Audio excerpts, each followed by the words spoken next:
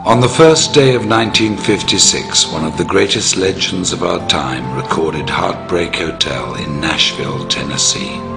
His name was Elvis Presley, and this, his first hit, officially introduced him to the American national music consciousness. The song was inspired by a young man who died an untimely death and invoked the last words, "I walk a lonely street."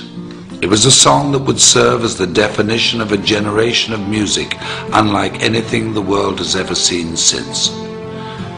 On that day, something else had taken place, perhaps not so momentous at the time, but that would prove to also define a generation, not of music, but of changing people's lives, and who would also die an untimely death as fate would have it.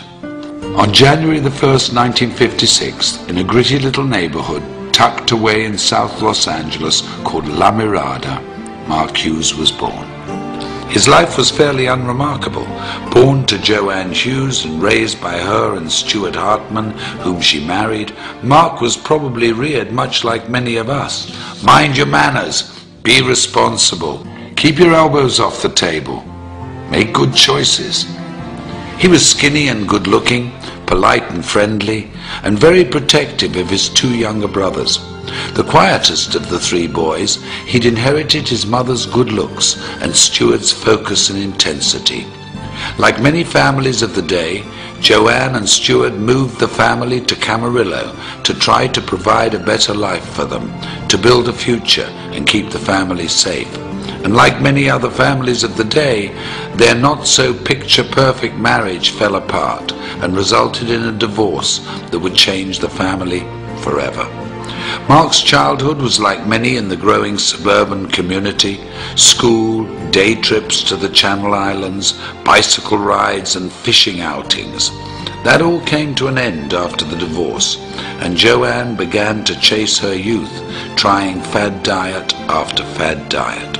It was a scary time for Mark, and when Joanne became sick in 1969, when Mark was just 13 years of age, the family returned to La Mirada.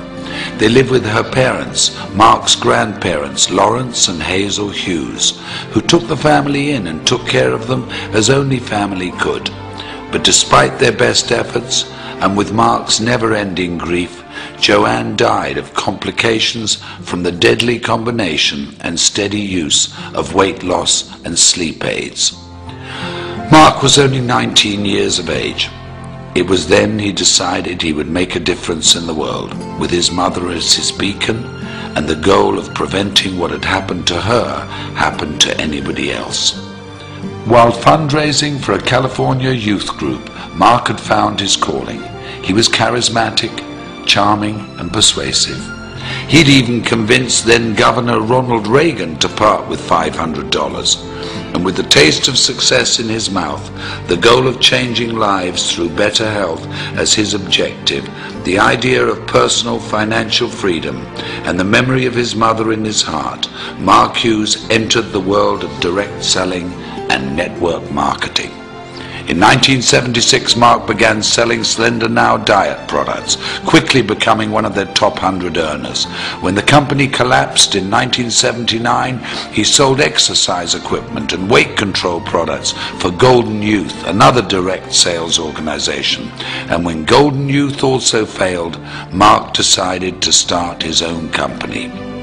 Intrigued by the Eastern philosophy of herbal medicine, combined with the vitamin and mineral technology of the West, he co-developed a line of products that promised a bold 100% satisfaction guaranteed or your money back.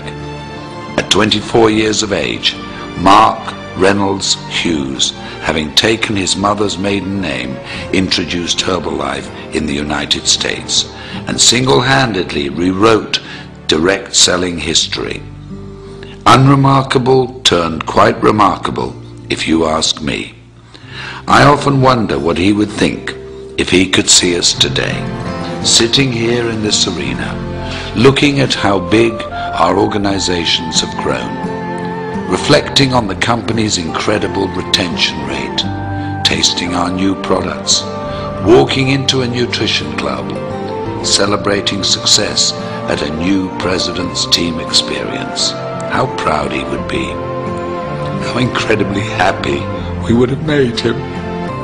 I know in my heart, as many of you do in yours, that his light is what has made this possible, that his vision is what fuels us, that we are forever changed because of his influence on us and his belief that despite what we may think of ourselves every now and again, we're truly remarkable human beings. What a gift we've been given. What an incredible, invaluable, unique gift. I had this incredible dream when I wanted to start the Herbalife company that we could help people lose weight and we could help them do it safely, and they would have not just hope, that they would have reality.